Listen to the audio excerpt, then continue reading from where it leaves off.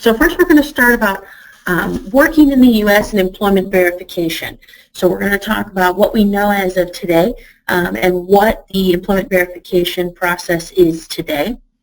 We're going to talk about discrimination and requirements around discrimination, and a lot of you may already be aware of a lot of the discrimination laws we have in regards to the Form I-9. But I review it because a lot of times employers make errors when it comes to discrimination accidentally. It's not an intentional thing. It's just sometimes we make comments or say things that we don't even realize could be considered discrimination. So I always like to review that, make sure everyone's aware of what that means. We're going to talk about how to properly complete the I-9 section by section of the form. So we're going to talk about each section of the Form I-9 and the things you need to know. We're also going to talk about the updates to the new Form I-9 that came out last November that all of you now should already be using because the new form is now into effect. We're going to talk about that, when it went into effect, and all of the details around it. We're going to talk about correcting mistakes. How do you correct a mistake on a Form I-9? So you find that your Form I-9 is not correct or there's something wrong with the form.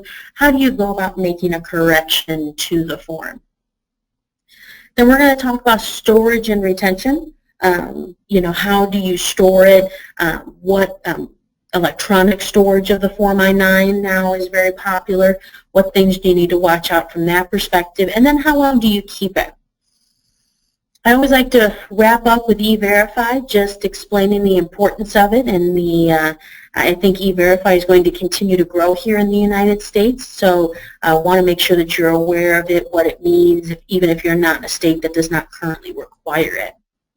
And then we'll have some time at the end for some question and answers around any questions you have of what we discussed today. So as you can see, a lot to review in a short period of time, so let's get started. So working in the U.S. and the Form I-9. So this started obviously some time ago with the Immigration Reform and Control Act of 1986. And the purpose of this law was to put ownership back on the employers that knowingly hired individuals